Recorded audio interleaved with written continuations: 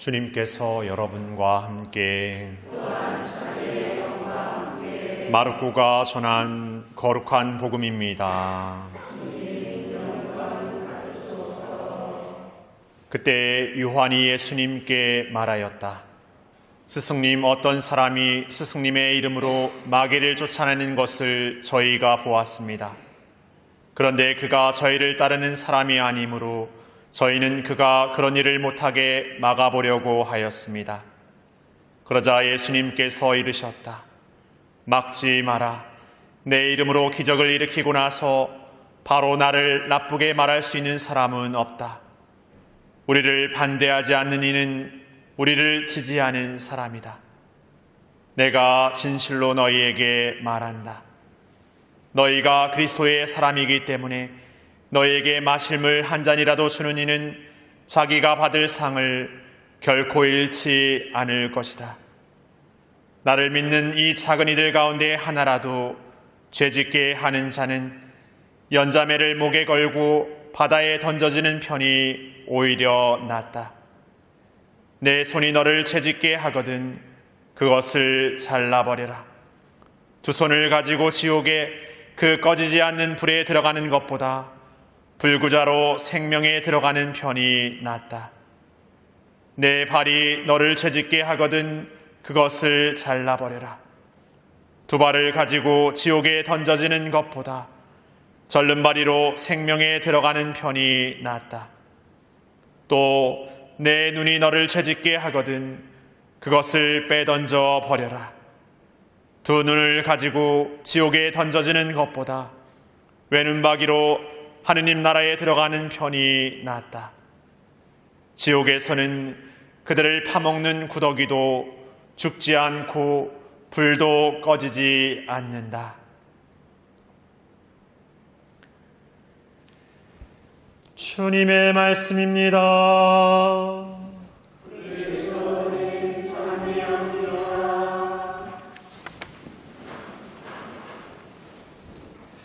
참밀수님, 추석 명절 잘 보내시고 별탈 없으셨죠? 예. 그런데 코로나는 추석 명절을 지나서 지금까지 코로나 이 시국 안에서 가장 최고점을 찍고 있는 요즘을 보내고 있습니다. 예전 같았으면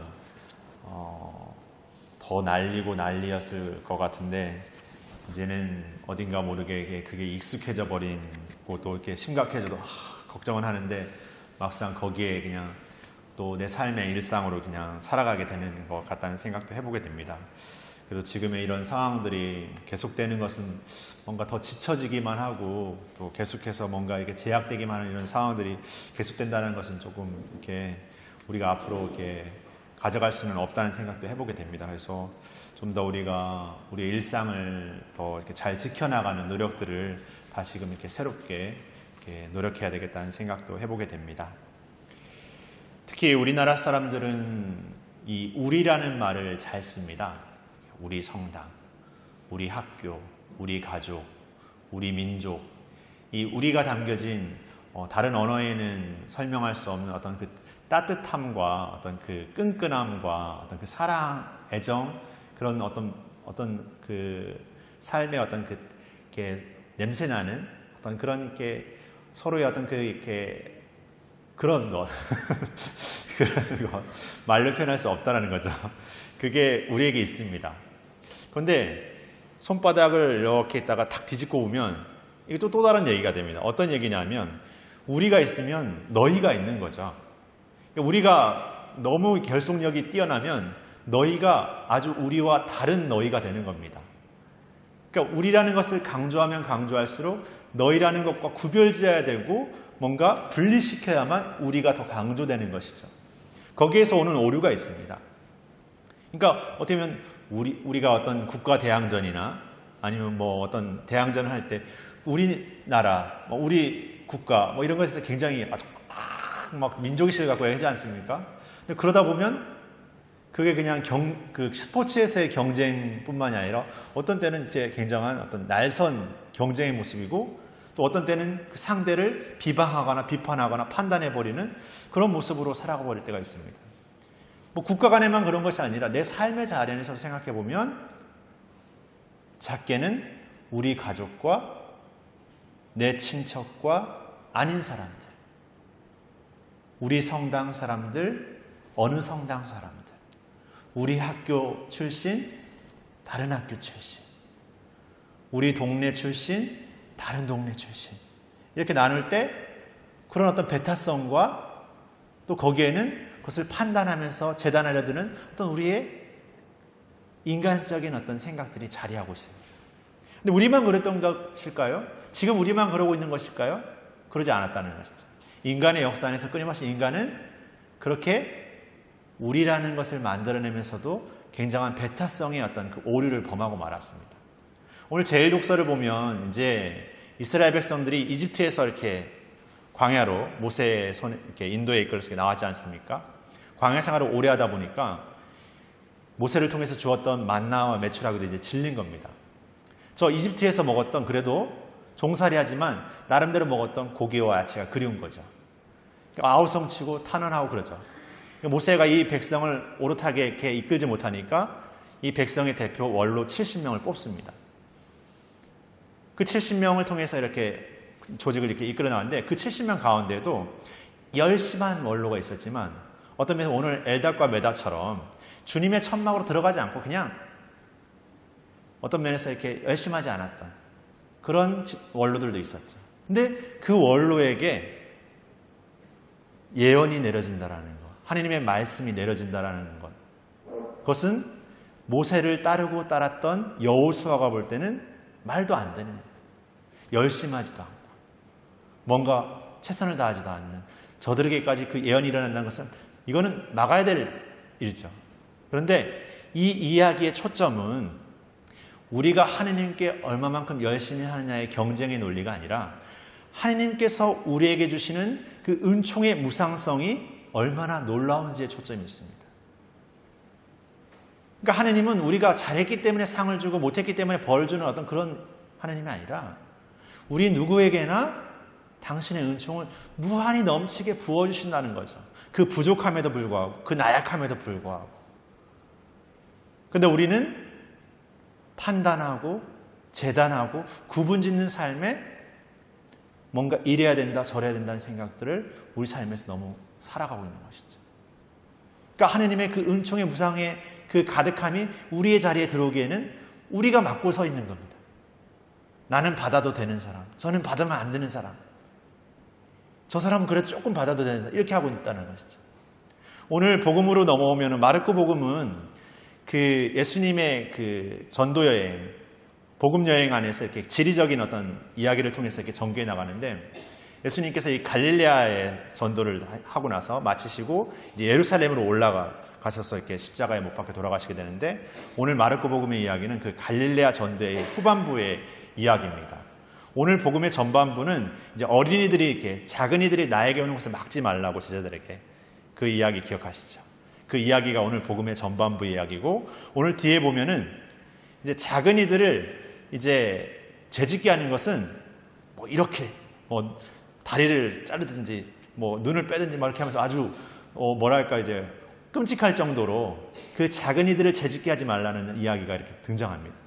그러니까 작은이들이 내게 오는 것, 작은이들을 죄짓게 하는 것, 어떻게 보면은 그 작은이들에 대한 예수님의 마음을 읽을 수 있는데 그 가운데 오늘 그 예언하는 사람에 대한 요한의 어떤 또 마가섬이 있죠. 오늘 복음의 흐름 안에서는 이 내용이 약간 이질적입니다. 근데 복음은 그 복음의 자연스러운 흐름을 어겨가면서까지 그 이질적인 것을 놓는 문학적 기법이 있습니다. 그러니까 이 문학적 기법 안에서 이 복음을 통해서 우리에게 알려주고자 하는 게 있는 것이죠. 그것이 바로 우리가 살아가는 삶 안에서 작은이들 그리고 소외된 이들의 어떤 그들에게 주어지는 은총에 대한 것들 그리고 그들이 나와 다를 바 없는 하나님의 창조되고 모상의 존재라는 것. 그러니까 우리가 무엇을 갖고 있고 무엇을 능력 있게 이렇게 갖고 있다는 것은 그냥 우리라는 때로는 뭐 어떤 내가 생각하는 어떤 그 바운더리의 어떤 것을 위한 것으로서만 선용되는 것이 아니라 나와 함께 살아가는 모든 이들을 위해서 주어진 하나님의 선물이라는 것이죠. 그러니까 우리에게 주어진 것이 내가 해볼까? 내가 좀 이렇게 나눠줄까? 이게 아니라 나눠줘야 될 그 막중한 의무를 우리가 지니고 있다는 거죠. 그 권리를 지니고 있다는 거예요. 오늘 제1욕서는 그 부를 지니고 있지만 하나님의 재난을 겪게 되는 부자들의 이야기를 이야기하는데 그 재물을 갖고 있었다는 것이 죄가 아니라 재물을 갖고 있었지만 선용하지 않았죠. 나누지 않았죠. 오로지 축적하고 자신을 위해서, 우리를 위해서만 사용했던 것이죠. 그런 삶의 모습의 부자들에게 재난이 내려진다라고 이야기하고 있는 겁니다. 난 부자가 아닌데, 난 가진 것이 많지 않은데 틀렸습니다. 어쩌면 우리가 가진 것을 감사하지 않았기 때문에 내가 가진 것을 몰랐을 수는 있습니다. 그러나 우리 모두는 우리의 능력과 우리의 어떤 자격을 떠나서 끊임없는 하나님의 은총의 무상성, 그 무한함 안에 살아가고 있는 모든 이들입니다. 하나님께서 우리에게 모든 것을 주고 계세요. 다 각자에 맞게. 근데 그것을 우리 모두가 서로를 위해서, 우리를 위해서, 그리고 너희를 위해서 선용하고 나누지 않기 때문에 그냥 그것은 별거 아닌 것. 그것은 그냥 이런 거, 저런 거 이렇게 판단하게 되는 것이 아닐까 생각합니다. 그래서 우리가 오늘 이민의 날이고 또 교회가 이민과 이주민의 날을 선포하다가 이제 2021년부터는 이제 난민의 날로 이렇게 선포하고 있습니다. 이 날을. 그 말은 무엇이겠습니까? 이제는 우리가 살아가는 삶의 자리 안에서 난민이라는 새로운 존재가 더 부각되고 있다는 것이죠. 우리나라의 난민이 얼마나 되신 줄 아십니까? 한 1000명 정도 됩니다. 전 세계 2천만 명이 넘는 그 난민 중에 우리는 한 1000명 정도밖에 인정받지 못했습니다. 그리고 이제 난민 지위를 획득한 사람이 그 정도고, 그 다음에 이제 어떤 지위적인 어떤 뭐에서 이렇게 임시적으로 이렇게 보호하고 있는 사람이 한 1900, 2000 안 되는 인원 정도 이렇게 우리나라에서. 우리나라의 난민 인정률이 그만큼 아주 엄격하고 이렇게 잘 인정해주지 않습니다. 그런데 우리가 부정하고 우리가 외면하려고 해도 이 난민의 현실은 우리의 삶의 현실입니다. 우리 앞으로 마주해야 될 현실이에요. 세계 안에서 어떤 전쟁과 여러 기아뿐만 아니라 여러 가지 정치적인 어떤 문제로 인해서 난민은 끊임없이 이렇게 발생할 수밖에 없는 것이죠. 그런 가운데 우리가 이 이주민들, 그리고 이주 노동자들, 그리고 이 난민들을 나와 함께 살아가야 될 새로운 작은 이로 받아들일 수 있는지, 나는 그들을 복음에서 말하는 그 작은 이로 바라보고 있는지, 다시금 우리 마음에 예수님의 노크를 두들겨야 될 때입니다. 그런 복음의 마음을, 우리 마음에 노크를 두드리면서 다시금 우리의 삶의 자리 안에서 나라는 이 작은 존재가 이 삶을 사는 그 막중한 사명과 그 권리를 다시금 새롭게 바라봐야 할 때입니다. 그러기에 우리에게 무엇이 없어서, 나이가 많아서, 무엇이 주어지지 않아서가 아니라 어쩌면 내가 갖고 있는 무엇을 통해서 끊임없이 해나갈 수 있다는 것을 찾을 수 있고, 또 거기에서 기쁨을 발견할 수 있는 우리의 여정이 될 수 있다는 생각을 해보게 됩니다. 그런 삶을 또 우리가 삶의 자리에서 살아가고 기억하는 또 하루가 되고 또 한 주가 되었으면 좋겠습니다. 잠시 묵상하시겠습니다.